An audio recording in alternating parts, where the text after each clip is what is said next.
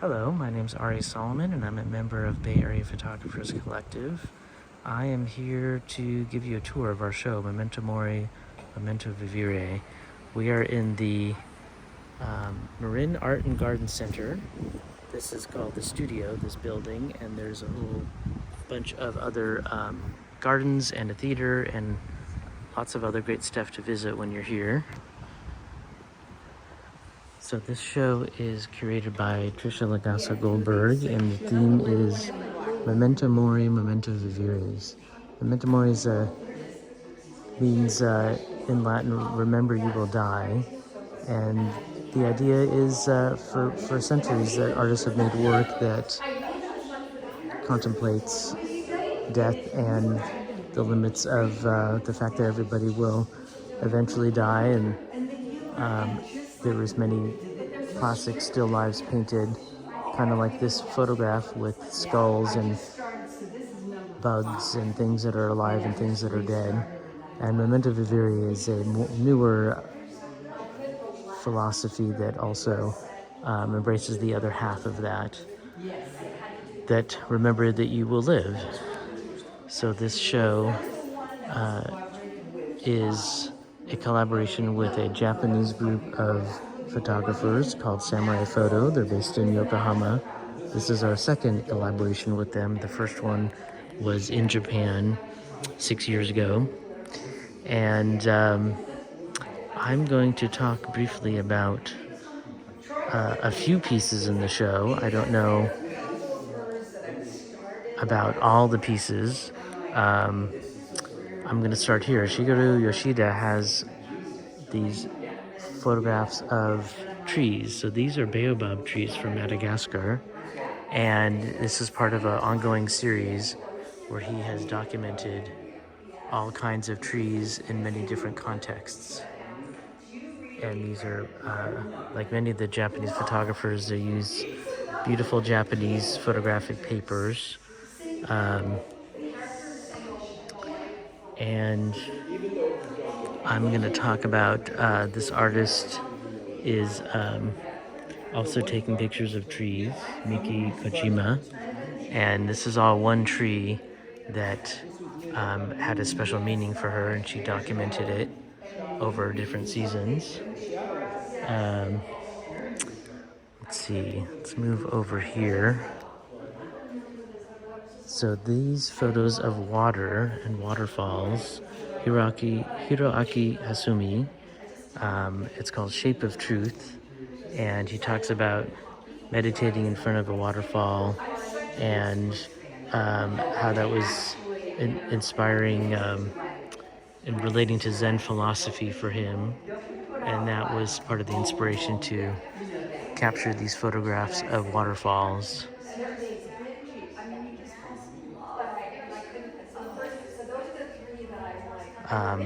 He has, see, these are 2021, 2022, 2023, and the same artist has this older work from just a few years before that's very special.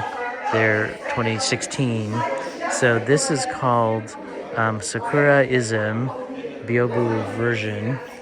So these are pictures of sakura, of cherry blossoms, and they're not necessarily one photograph, a few photographs together, and they are actually on replicating a traditional Japanese format. These he takes the photographs, he manipulates them to some degree, I'm not exactly sure how much, on the computer, and then he has this gold leaf paper made, and then he found an industrial UV ink printer that has white ink, and the ink is directly on the gold. And then he had the screens made, these traditional Japanese screens. This is the last craftspeople in Tokyo area that actually make these byobu style screens. So it's a very special process. He only made 6 of these. And there's also, I don't know exactly the story, but the way the leaves are brown on this side, and there are fresher, newer leaves on this side is a reference to a classic Japanese artwork. And I don't know all the story behind that one. Another one of the Japanese artists, Mariko Masumoto, did this interesting collage work, and it's themed around the way she disposed of her father's ashes. So they're lighter daytime photos and darker nighttime photos. And in this interesting pattern, the circle shape is inspired by a famous window called the Window of Enlightenment at Genko-an Temple in Kyoto. And you can see that the location of the two photos is not necessarily exactly the same, not necessarily aligned exactly, but in the similar spot. Stephen Raskin is in Bay Area Photographers Collective, and he takes aerial photos with a drone. So it looks so abstract, but when you get up to it and there's so much amazing detail in there, you can see pieces of tree, and I believe right in the middle there is a cow, I believe. He calls this piece a gatekeeper. The name of the photograph is Gatekeeper. Again, one of the Japanese artists, Kazuhiro Sasaki. So he took a series of photos in dams all over in a number of places in Japan, and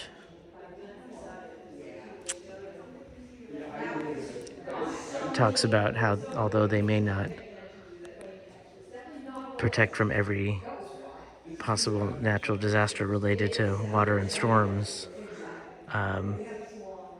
they still, his interest is in how they do protect and how the limits of that protection. And this photo in particular is just such a beautiful abstraction and a strange folding of the space. I think this must be a spillway, but also a beautiful abstract view.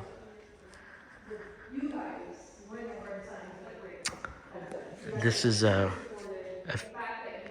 Neo Seraphimidis, Chuck Harlan's and Maria Budner in our Bay Area Photographer Collective group. They're all pictures of leaves and trees in different states of, with some of them having parts that are alive, parts that are not alive. Rusty Weston is taking photos here of combining two photos that he took out in the world. This one is a car, and then with a busted front window, and it's combined with a landscape photo of in the Southwest, I think. So it's called Rock Vehicle, and this one also is sort of, I believe, an valley building. So it's an urban and rural images combined. The series is called Unnatural World. Rose Borden has 4 diptychs, and you can see her name written on here. So she was in the hospital, and part of this series documents her recovery from her time in the hospital. Chris Stevens Yu is one of our newer members, and all 4 of these beautiful street photography black and white photos have birds in them.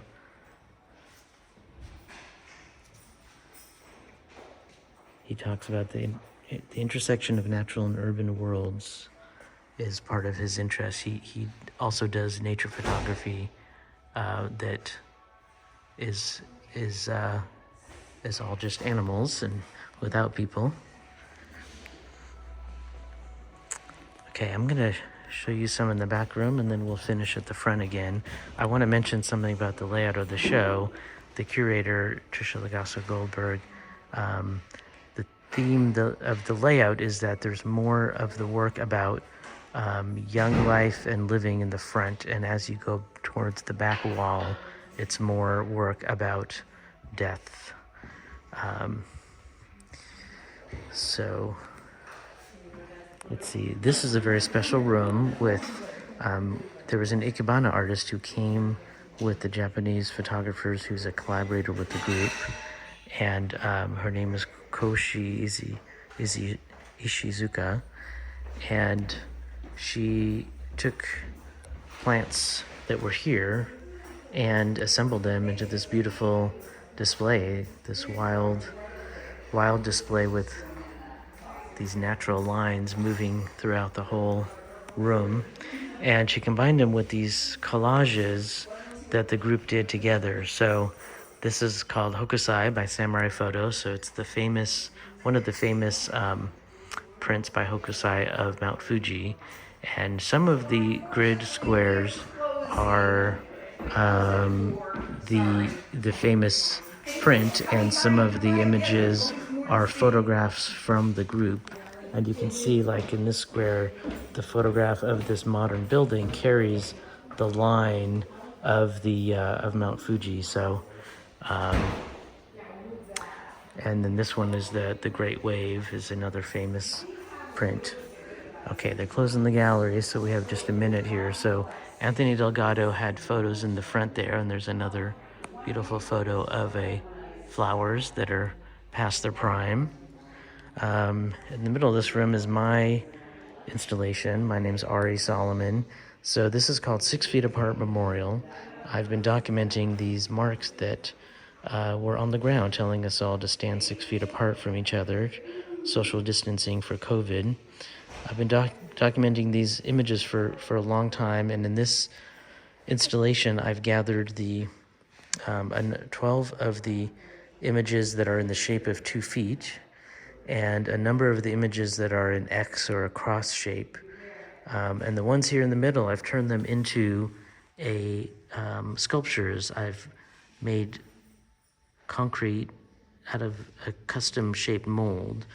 So I took a picture of these pieces of tape on the ground, and then I made a mold and I cast it in concrete, different colors of concrete, and have, as if they were cut out of the ground. I've been obsessively documenting these marks for years now.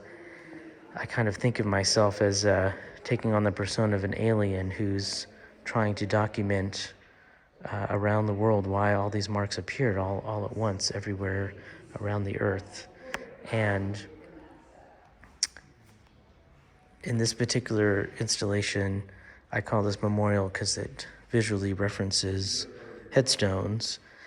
And I've assembled it like this to reference things like mandalas or Stonehenge, a kind of ritual kind of space. Okay. Hiroyasu Sato, one of my favorite pieces on the show. So this is called Light in the Dark 12. And it looks, I don't know if you're going to see on the video here, it almost looks like nothing, but it's a picture of water. If I get close, maybe you can see. It's like ripples on a lake. Not sure if you can even see that, but it's part of the series about water. And it's very minimalist and very beautiful. Okay, they're closing up, so we'll talk about a couple more. Steve Goldberg and Ellen Connor are also doing aerial photography. This is called Explosion, and this is the landscape. So the series is called Bayscapes, and they are pictures of San Francisco Bay, in the southern part of the bay. There's salt harvesting, and so it's a natural but also an industrial landscape. And I believe this is actual salt that's harvested, so seen from hundreds of feet above. And these are tire tracks. Beautiful abstract photo. I mentioned how the series, the show goes from living things to stories more about death. Alison Taggart Barone, she did this series about her mom's ashes after her mom was cremated, and the text talks a bit about her sometimes difficult relationship with her mother. I'm going to mention, this Ikebana was done as a performance. This was built, assembled during the opening ceremony of the show. So it's great to have that there.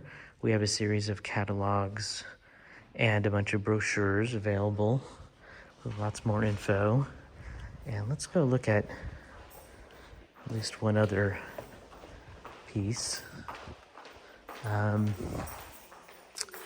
Arthur Cohen has these beautiful prints that of natural landscapes, and the print is wrapped around the edge. He makes these frames himself. They're just very, very beautifully presented, beautiful photos.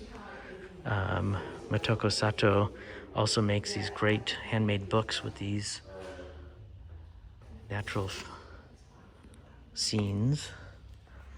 And I will just end with this piece, which is lotus flowers. So this Japanese artist, his name is Koji Murata, and he was inspired again with Buddhist philosophy to explore the lotus. So this is a series of different photos that are all stitched together seamlessly so that it looks like one big lotus pond. And the photos it doesn't look that much like a photo. He's changed it, edited it in a way that it looks like a print, even with the background. And it's printed on paper right on the wall. It's really beautiful, and the scale of it is really stunning. Okay, I'm gonna wrap it up there. Thanks for joining me on this tour. The show is open for 6 weeks in total, and the gallery is open Fridays, Saturdays, and Sundays. Thank you.